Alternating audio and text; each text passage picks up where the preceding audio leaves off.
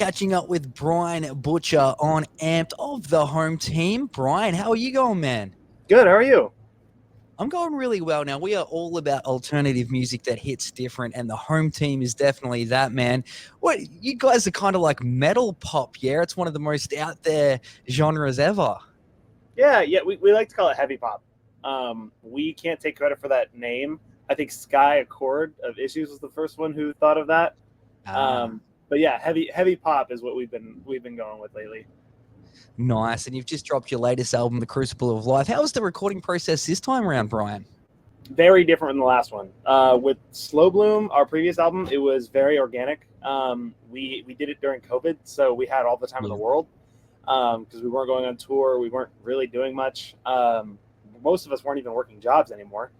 And this time, it was pretty much the exact opposite. We had a lot of pressure to make sure that we were being timely, make sure that it was good.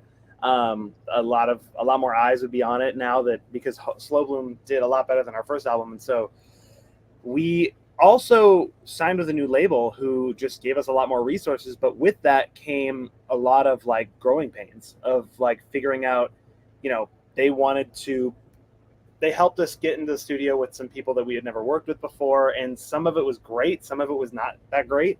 Really? And yeah, the process of writing it was we kind of realized that we're not a normal band. We kind of just realized that we don't do things very conventionally, which we found out during the process of this album. And the other factor of it was that we were on tour for a lot of the writing process. Like we were doing our headliner last year, and then we did like a Census Fail tour right afterwards, and it was just like it was a lot. It was a lot to cram in, and a lot of that friction did end up making fire. Like I am very happy for what came out of that process. We know what we're going to do differently next time for sure. Oh, really? It definitely wasn't all bad. We got to work with some incredible producers and musicians, and that was, yeah. So it was a lot of highs and a lot of lows. Man, well, you only sort of see the highs listening to the album or hear the highs listening to the album because it is fantastic front to back. But man, you personally, you're like one of the gutsiest guys out there. You like took a bit of a gamble on yourself, right? Quit your day job to become the lead singer of the home team. That's out there right there. Yeah. I was for a lot of our DIY phase, like 2015 to 2020. I was working jobs because there was no way I was going to be able to sustain myself on DIY touring.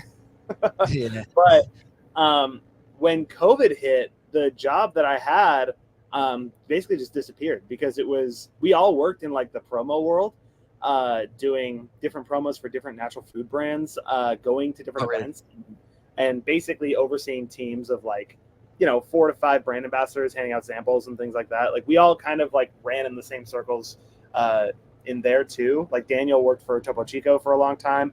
I did a company called Zevia Soda. It was just a lot of that.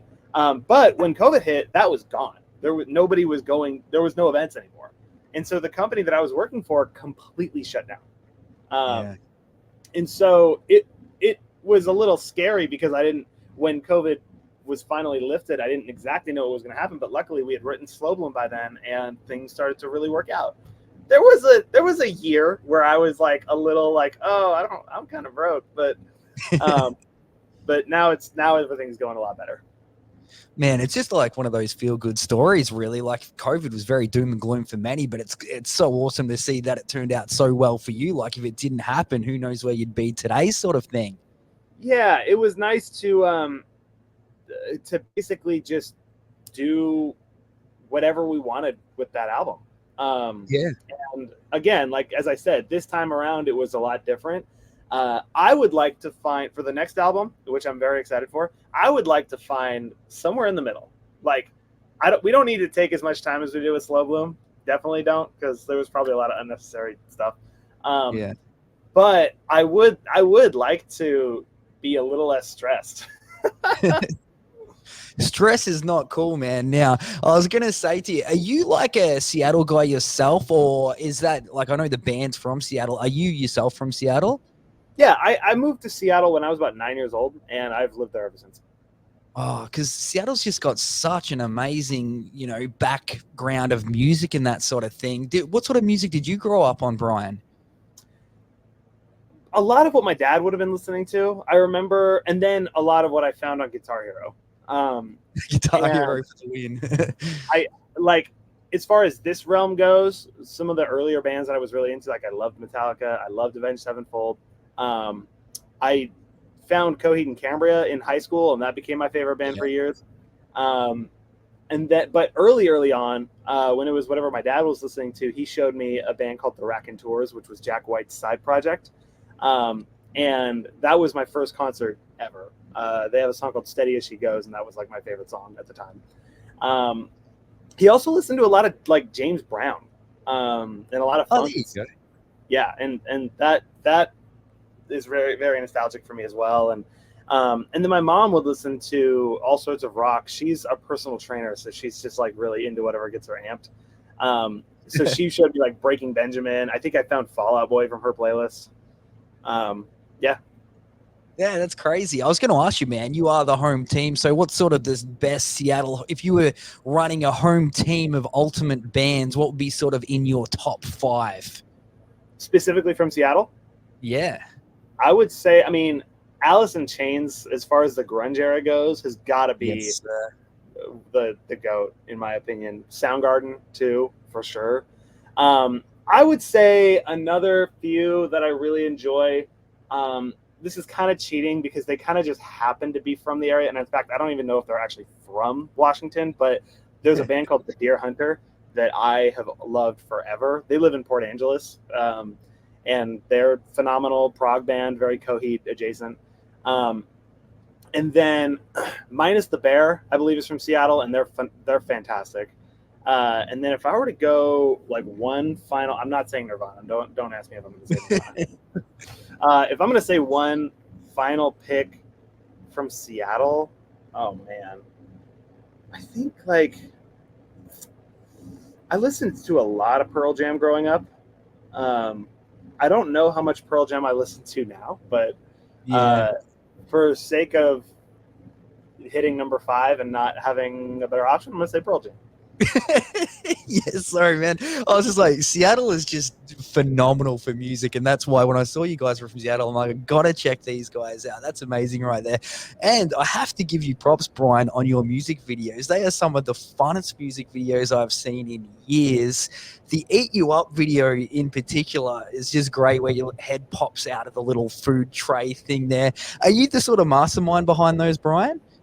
Not that one. I actually filmed, directed, and edited a lot of the Slow Bloom ones, but not up until Watching Our Friends Get Rich. That was the first one that we did with a different director, which thank goodness we did, because he was definitely a lot better than I am.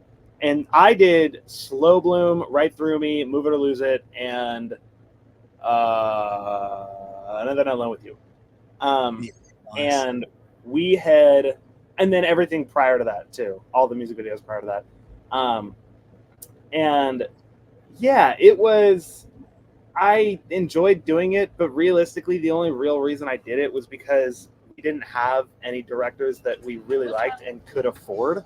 And so I kind of just took it upon myself to do it myself. And then once we were able to afford somebody, we were like, okay, let's get somebody better. Oh, man. Also, got to say, the Loud video, hilarious, man. Like, I just... So that's from the new guy, yeah? Yes, Sam Link. He so we had a director named Mark Walters for a while for the second half of the Slow Bloom ones, and we have a new director named Sam Link, who he's been absolutely crushing it. He's done all the Crucible of Life videos. Oh, awesome. Yeah, and on the Crucible of Life, love the artwork behind that too. Who's the mastermind on the artwork side of things there, Brian? It's a tattoo artist named Miriam Black. She, I believe, originates from Spain but lives in the UK. She is phenomenal. I can't wait to meet her in person this December when we go over there. And we hit up a variety of artists for it.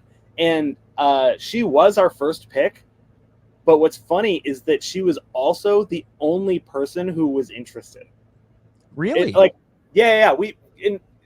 think what had happened was John had hit up like 6 different artists who he was like, okay, all these artists are great.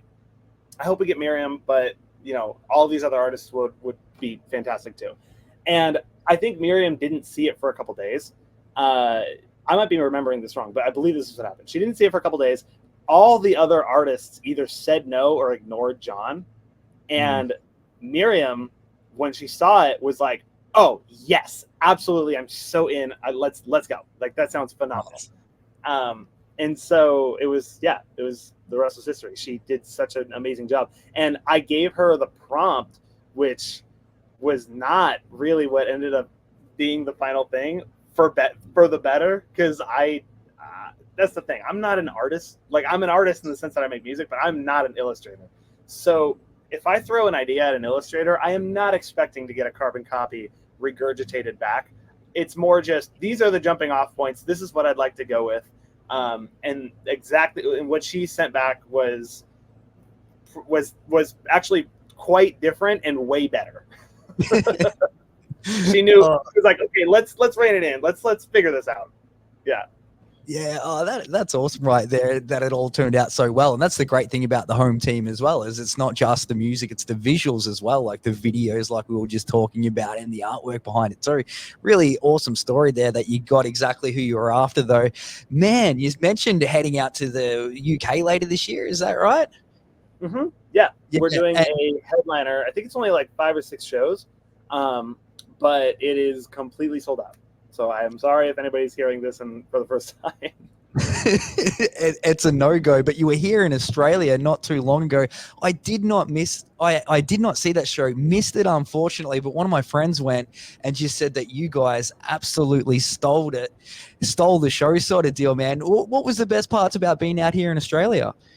Oh, I loved it there. I don't tell anybody from the UK, but I'd way rather go tour in Australia. I won't. Yeah, no, it was rad. It is so much cooler than the United States. Really? No, that's crazy, because I sort of just look at it as like a little USA sort of thing. It's like you're the big brother. It's kind of like if the US was in an alternate dimension. Yeah, exactly. It was very cool. I really, really liked it there, and I would love to go back. Oh, nice. Is there any word on that? Like maybe with the Crucible of Life that you'll head back out here? We are loosely planning a headliner for 2025 in Australia, but we haven't really wedged in when it's going to happen, because we do have other touring plans that are more locked in. And we're pretty much just going to try and plan it around those, which means the planning for it might come a little later. We are hoping that it works out that way, and I have a feeling it will. I think we're going to come back for a headliner next year. Oh, fingers crossed, touch wood, Brian. That is awesome news to hear right there, man. Now, before I let you go, I want to grab a couple of things from you. First up, a recommendation. What's something that you've checked out lately that you'd recommend your fans, like a movie or a band or something like that? What's something you'd recommend to your fans checking this one out? Oh, man. So musically, I don't actually listen to a ton of rock anymore. The rest of my band would actually be more equipped to answer this question.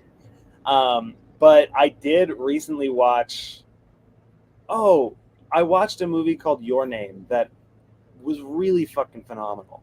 Yeah. And funny enough, like 2 weeks ago, I watched a different movie called From Up on Poppy Hill that the vibes are extremely similar. That's a Hayao Miyazaki movie, and I feel like if I remember correctly, Your Name is like one of Miyazaki's students who made it, so that it's kind of fitting that they are very similar. They're both animated, they're both Japanese. I recommend both of them highly. I loved both of them. Oh, nice. So you're into anime sort of thing? Yeah, especially like I'm a big Studio Ghibli fan. My wife and I watch a lot of Ghibli movies. Oh, that's awesome, man. All right, I also wanted to mention, this is a little bit out there. Has anyone ever told you that you look very similar to the dude named Dave Fark, I think his name is? He played Michael Myers in Rob Zombie's Halloween. That is a new one. I have not gotten that yet. He's the last person I interviewed, and I'm like, wow, these guys could be brothers. It's quite out there, and you guys could not have different styles in music, but yeah. Oh, that's so funny. Yeah. All right, man. I've gotten Trevor Lawrence a couple of times, and I see that around, but Yeah. Oh, there you go. All right. Well, maybe I'll be the first one to let you say that. And I don't know. I just wanted to tell you that. But 2024 and beyond, you're heading out to the UK later on. You guys are just going from strength to strength. You're on tour right now. The Crucible of Life is out now. Is there anything else that your fans need to know about you guys?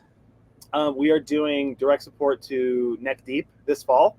Awesome. If you are in the United States, we'll be doing that. And then I would plug the UK tour, but once again, it is sold out. So sorry. We will be back soon after, though. Don't worry. How about any more of those phenomenal videos, Brian? Have we got those heading any more out soon, or is that it for now on the Crucible of Life? For now, that is all we've made.